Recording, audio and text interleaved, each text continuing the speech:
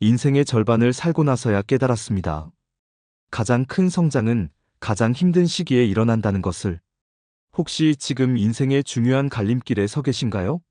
지금까지 해오던 일에 의문이 들거나 앞으로 어떻게 살아야 할지 고민이 되시나요? 건강이 예전 같지 않아서 새로운 삶의 방향을 찾고 계시나요? 그렇다면 오늘의 이야기가 여러분에게 큰 위로와 지혜를 줄 것입니다. 500년 전 조선 최고의 성리학자가 된 퇴계 이황조차 30대와 40대를 심각한 방황 속에서 보냈거든요. 하지만 바로 그 방황이 그를 진정한 현자로 만들었습니다. 오늘 우리가 들을 이야기는 특별합니다. 왜냐하면 이황이 겪은 방황의 본질이 바로 이대로 살아도 되는 걸까라는 우리 모두의 고민과 닮아있기 때문이에요. 그리고 그가 찾아낸 세 가지 비밀은 나이와 상관없이 누구에게나 적용될 수 있는 인생의 지혜입니다. 1535년 34살의 이황은 마침내 문과의 급제에서 관직에 나아갔습니다. 10여 년간의 노력 끝에 드디어 꿈에 그리던 벼슬아치가 된 거죠. 가난한 집안을 일으킬 기회를 잡은 것이었어요. 주변 사람들은 모두 축하했습니다. 이제 이황이 집안을 일으켜 세울 것이다. 드디어 성공한 거구나. 하지만 기쁨은 오래가지 않았습니다. 관직 생활이 시작되자마자 이황은 심각한 문제에 직면했어요. 바로 건강 문제였습니다. 어려서부터 몸이 약했던 이황은 관청의 바쁜 업무를 감당하기 어려웠어요. 아침 일찍 출근해서 밤늦게까지 일하는 관리의 생활이 체력적으로 너무 힘들었죠. 자주 병이 났고 병이 나면 며칠씩 결근해야 했습니다. 동료들의 눈초리가 따가웠어요. 더 심각한 문제는 정신적 스트레스였어요. 조선시대 관료사회는 파벌 정치와 권력 다툼으로 얼룩져 있었습니다. 어느 편에 서야 할지, 어떻게 처신해야 할지 매일매일이 고민의 연속이었어요. 순수하게 학문만 생각하며 자라온 이황에게는 너무나 복잡하고 어려운 세계였습니다. 매일 밤 이황은 이런 생각에 시달렸어요. 내가 과연 이 일에 맞는 사람일까? 몸도 약하고 정치적 감각도 없고 혹시 내가 잘못된 길을 택한 건 아닐까? 1537년 36살의 이황은 첫 번째 큰 좌절을 경험합니다. 몸이 너무 아파서 관직을 사직하고 고향으로 돌아간 거예요. 겨우 2년 만의 낙향이었습니다. 주변 사람들은 실망했어요. 그렇게 똑똑하다던 이황이 벌써 포기하나, 역시 몸이 약하면 큰일을 못하는구나. 고향에 돌아온 이황의 마음은 복잡했습니다. 한편으로는 안도감이 있었어요. 복잡한 관청 생활에서 벗어나니까 마음이 편해졌거든요. 하지만 동시에 죄책감도 컸습니다. 내가 너무 나약한 것은 아닐까? 어머니와 가족들의 기대를 저버린 것은 아닐까? 더 깊은 고민은 따로 있었어요. 과연 나는 무엇을 위해 살아야 하는가? 학문을 좋아하기는 했지만 그것만으로 먹고 살 수는 없었거든요. 그렇다고 다시 관직으로 돌아가자니 체력이 따라주지 않았고요. 어느 날 밤, 이황은 어머니에게 솔직하게 털어놨습니다. 어머니, 저는 혹시 학문을 그만둬야 하는 건 아닐까요? 몸도 약하고 세상살이도 서툴고 차라리 평범하게 농사나 지으며 사는 게 나을까요? 어머니 박씨 부인은 한참 동안 말이 없었습니다. 그러다가 이렇게 말씀하셨어요. 황아, 네가 지금 힘들어하는 것은 자연스러운 일이다. 나이 30을 넘어서도 자신의 길을 찾지 못해 고민하는 사람이 얼마나 많은지 아느냐? 방황도 인생의 한 과정이란다. 이 말씀이 이황에게는 큰 위로가 되었어요. 하지만 동시에 더 큰 숙제를 안겨주기도 했습니다. 그렇다면 이 방황을 어떻게 의미 있는 것으로 만들 수 있을까? 밤마다 이황은 이런 생각에 잠 못 이뤘습니다. 내 인생이 이대로 끝나는 건 아닐까? 아무것도 이루지 못한 채 평범하게 살다가 죽는 건 아닐까? 지금까지 공부한 것들이 모두 헛된 일이었을까? 1년여의 휴식 후 이황은 다시 관직으로 돌아갔습니다. 가족들의 생계 때문이었어요. 하지만 여전히 문제는 해결되지 않았습니다. 오히려 더 복잡해졌어요. 이번에는 단순히 건강 문제만이 아니었어요. 조선 중기의 정치 상황이 점점 악화되고 있었거든요.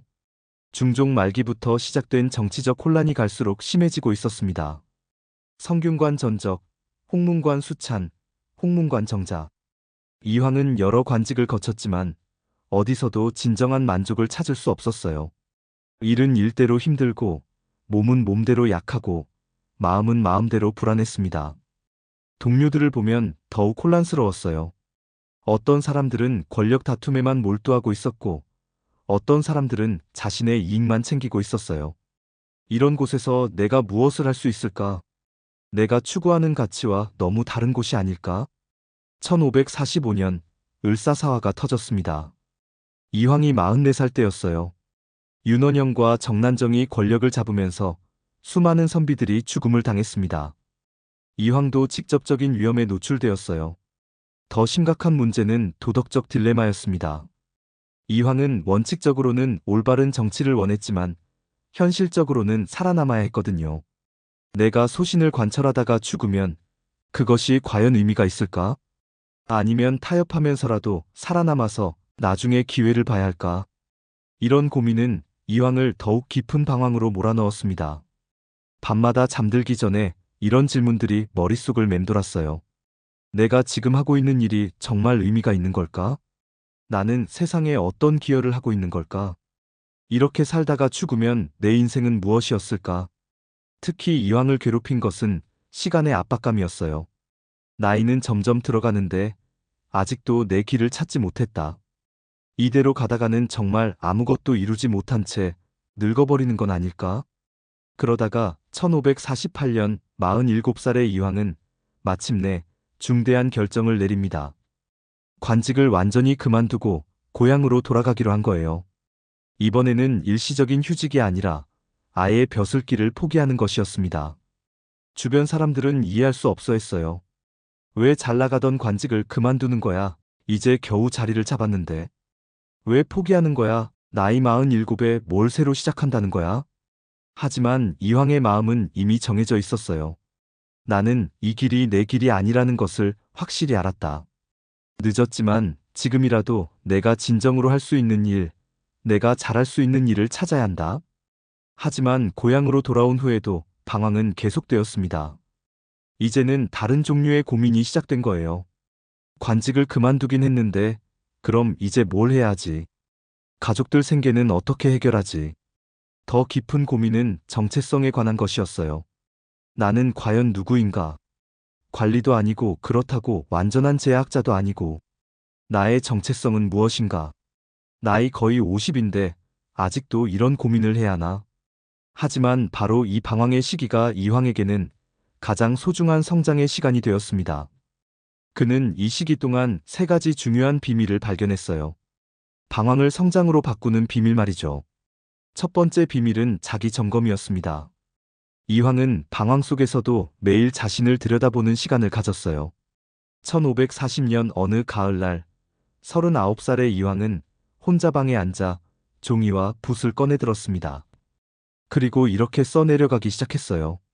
나는 지금 무엇 때문에 방황하고 있는가? 내가 진정으로 원하는 것은 무엇인가? 내가 잘할 수 있는 것은 무엇인가? 내가 싫어하는 것은 무엇인가? 내가 두려워하는 것은 무엇인가? 이것이 이황이 시작한 자기 점검의 첫 단계였어요. 매일 저녁 하루를 마무리하면서 자신에게 이런 질문들을 던졌습니다. 처음에는 막막했어요. 이런 질문들에 답하는 것이 쉽지 않았거든요. 나는 학문을 좋아한다고 생각했는데 막상 깊이 들여다보니 정말 학문 자체를 좋아하는 걸까? 아니면 학문을 통한 명예를 좋아하는 걸까? 하는 의문이 들었어요. 이황은 더 세밀하게 자신을 관찰하기 시작했습니다. 어떤 순간에 내가 가장 행복한가? 어떤 일을 할 때 시간 가는 줄 모르는가? 어떤 상황에서 내가 가장 스트레스를 받는가? 몇 달간의 관찰 끝에 이황은 중요한 발견을 했어요. 자신이 가장 행복한 순간은 혼자서 책을 읽거나 글을 쓸 때였다는 것이죠. 그리고 가장 스트레스 받는 순간은 많은 사람들과 복잡한 이해관계를 다뤄야 할 때였어요. 아, 내가 관직 생활을 힘들어하는 이유가 여기에 있구나. 나는 본래 혼자서 깊이 사색하는 것을 좋아하는 사람인데 관청에서는 항상 많은 사람들과 어울려야 하니까 힘든 거구나. 자기 점검의 두 번째 단계는 장점과 단점을 정확히 파악하는 것이었어요. 이황은 자신의 장점을 이렇게 정리했습니다. 나는 집중력이 좋다. 한 가지 일에 몰두하면 남보다 깊이 파고들 수 있다. 또 복잡한 문제를 체계적으로 정리하는 능력이 있다. 그리고 글을 쓰는 것을 좋아하고 어느 정도 재능도 있는 것 같다. 사람들을 가르치는 것도 즐거워한다. 단점도 솔직하게 인정했어요. 나는 몸이 약하다. 무리해서 일하면 금방 쓰러진다. 또 사교성이 부족하다. 많은 사람들과 어울리는 것을 어려워한다. 그리고 때로는 너무 완벽주의적이어서 일에 진척이 느리다. 이런 자기 분석을 통해 이황은 중요한 깨달음을 얻었어요. 내 단점을 고치려고 애쓰기보다는 내 장점을 최대한 살릴 수 있는 분야를 찾는 게 더 현명하겠구나. 자기 점검의 세 번째 단계는 가치관을 명확히 하는 것이었어요. 이황은 깊이 고민한 끝에 자신의 핵심 가치관을 발견했습니다. 나는 진리를 추구하는 것을 가장 중요하게 생각한다. 그리고 후학들을 가르치면서 좋은 영향을 주고 싶다. 돈이나 권력보다는 의미 있는 삶을 살고 싶다. 이런 자기 점검 과정을 통해 이황은 점차 자신만의 길을 찾아갔어요. 나는 관리가 되어서 정치적 영향력을 행사하는 것보다는 학자가 되어서 사상적 영향력을 행사하는 것이 더 맞는구나. 하지만 자기 점검이 항상 즐거운 과정은 아니었어요. 때로는 자신의 부족함이나 한계를 인정해야 하는 고통스러운 순간들도 있었죠. 하지만 이황은 이런 과정도 성장의 일부라고 생각했습니다. 나의 한계를 정확히 아는 것도 지혜다. 내가 할 수 없는 것을 무리해서 하려고 애쓰는 것보다는 내가 할 수 있는 것에 집중하는 것이 더 현명하다. 자기 점검을 통해 이황이 얻은 가장 큰 수확은 자기 확신이었어요. 다른 사람들이 뭐라고 하든 자신이 가야 할 길에 대한 확신을 갖게 된 거죠. 자기 점검을 통해 나를 정확히 알게 되니 방황이 방향성을 갖게 되었다. 이것이 첫 번째 비밀이었습니다. 두 번째 비밀은 독서와 사색이었습니다. 이황은 방황의 시기를 학문적 성장의 기회로 활용했어요. 관직을 그만두고 고향에 돌아온 이황에게는 이전에 없던 자유가 생겼습니다. 관청의 업무에 얽매이지 않으니까 온전히 자신만의 시간을 가질 수 있게 된 거예요. 이런 기회가 언제 다시 올까? 지금이야말로 내가 진정으로 하고 싶었던 공부를 할 수 있는 때가 아닐까? 이황은 체계적인 독서 계획을 세웠어요. 그동안 바쁜 관직 생활 때문에 제대로 읽지 못했던 책들을 하나씩 정리해서 읽기 시작했습니다. 먼저 경전부터 시작했어요. 논어, 맹자, 중용, 대학 같은 사설을 다시 읽었는데 이번에는 이전과 완전히 달랐어요. 젊었을 때는 시험을 위해서 읽었다면 이제는 진정으로 내 삶의 지혜를 얻기 위해서 읽었거든요. 같은 구절을 읽어도 느낌이 완전히 달랐어요. 예를 들어 공자의 불안인지 불기지 환부지이냐. 사람이 나를 알아주지 않음을 걱정하지 말고 내가 사람을 알지 못함을 걱정하라라는 말씀을 읽었을 때 이전에는 단순히 겸손해야 한다는 뜻으로만 이해했어요. 하지만 방황을 겪은 후에 읽으니까 완전히 다른 의미로 다가왔어요. 아, 내가 지금까지 다른 사람들이 나를 인정해주기를 바라면서 살았구나. 하지만 정말 중요한 것은 내가 다른 사람들을 그리고 나 자신을 제대로 이해하고 있는가 하는 것이구나. 이런 식으로 하나하나의 구절들이 살아있는 지혜로 다가왔어요. 방황의 경험이 있었기 때문에 옛 성현들의 말씀이 단순한 지식이 아니라 실제 삶의 지침으로 받아들여진 거죠. 독서와 함께 이황이 중요하게 생각한 것은 사색이었어요. 책을 읽은 후에는 반드시 혼자만의 시간을 가져서 깊이 생각해 봤습니다. 이 말씀이 내 삶에는 어떤 의미일까? 내가 지금 겪고 있는 상황에 어떻게 적용할 수 있을까? 특히 이황은 자연 속에서 사색하는 것을 좋아했어요. 안동의 산과 강을 거닐면서 하루 종일 생각에 잠기곤 했습니다. 어느 날 강변을 걷다가 이런 깨달음을 얻었습니다. 물은 항상 아래로 흐른다. 높은 곳을 피해서 낮은 곳으로만 간다. 하지만 결국에는 바다에 도달한다. 나도 지금은 낮은 곳에 있지만 꾸준히 흘러가면 결국 내 목적지에 도달할 수 있을 것이다. 또 다른 날에는 산을 오르면서 이런 생각을 했어요. 산은 하루아침에 만들어지지 않는다. 수천 년, 수만 년에 걸쳐 조금씩 쌓여서 만들어진다. 내 학문도 마찬가지다. 하루아침에 완성되지 않는다. 매일 조금씩 쌓아가면 언젠가는 높은 경지에 도달할 수 있을 것이다. 이런 자연에서 얻은 지혜들이 이황의 마음을 위로해줬어요.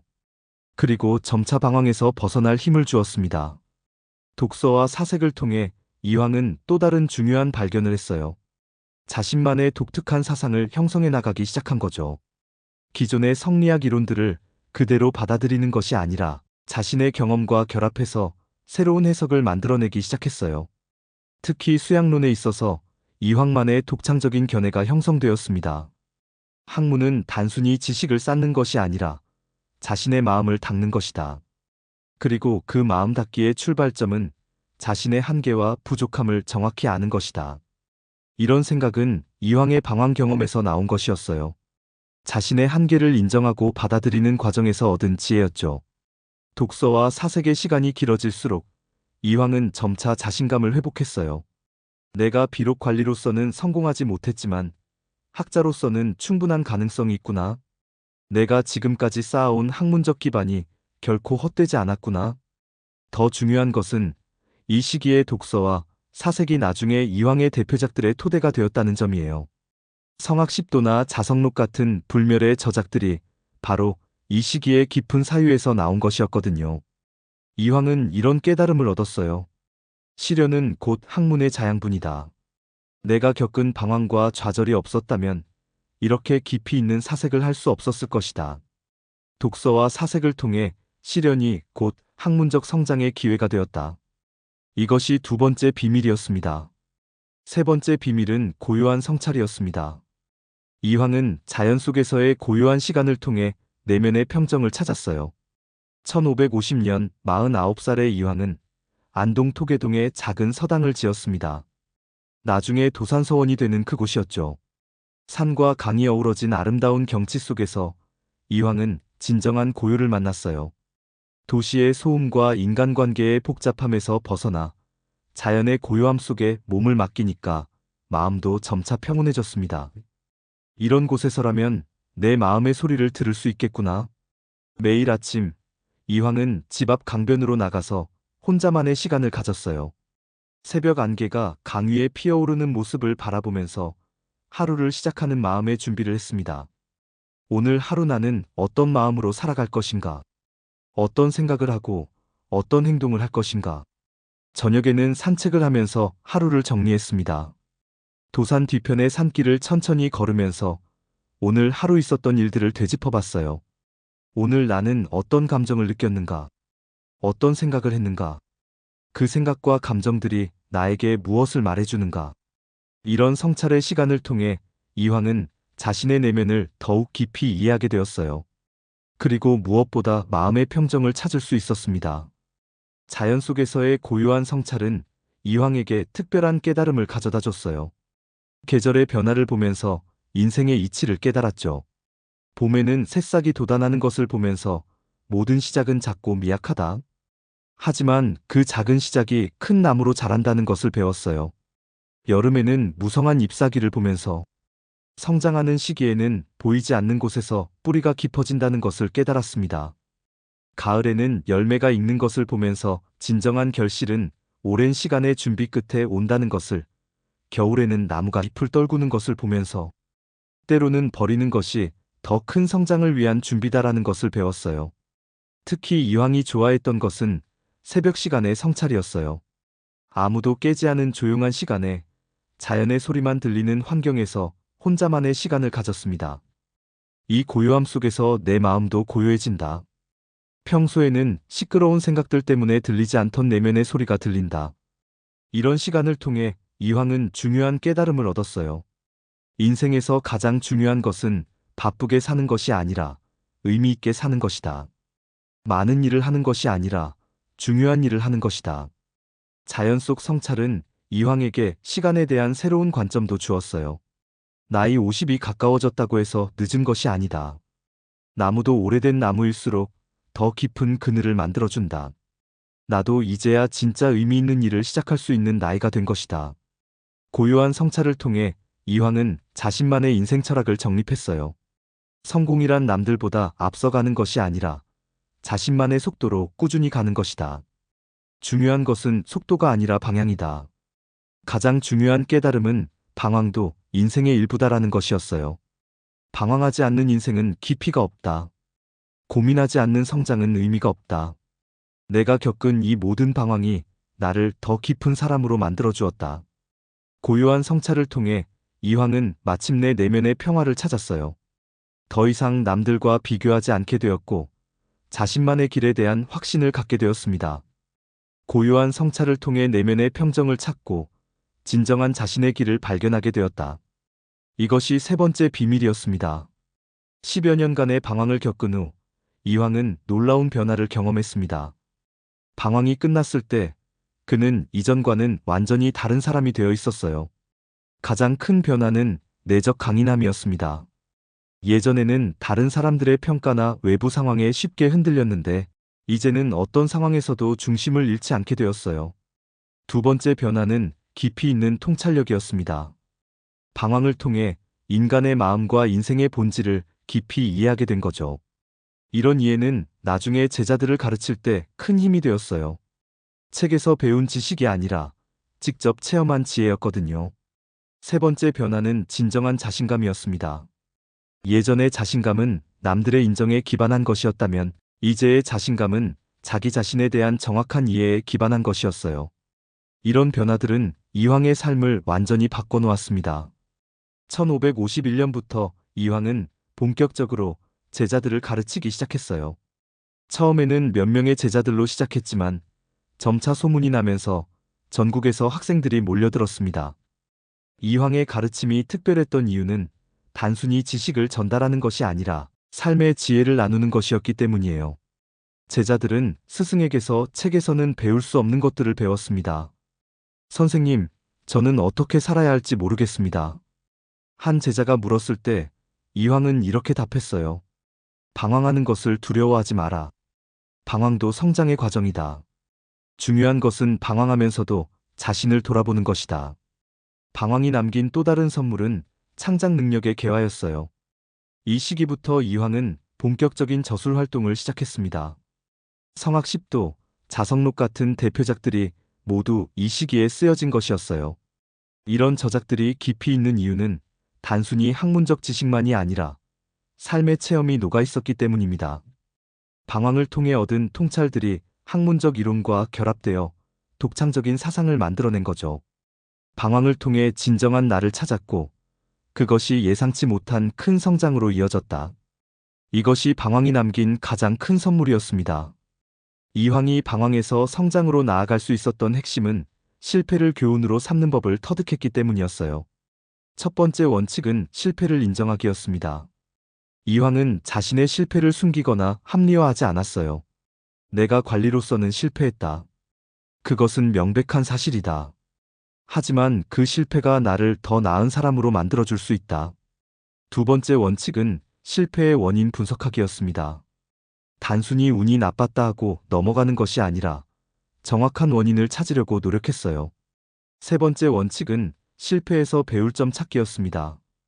이황은 모든 실패에서 반드시 무언가를 배우려고 했어요. 이 실패가 나에게 가르쳐주는 것은 무엇인가? 네 번째 원칙은 실패를 성장의 발판으로 삼기였습니다. 실패를 단순히 나쁜 경험으로 치부하는 것이 아니라 더 큰 성공을 위한 밑거름으로 활용했어요.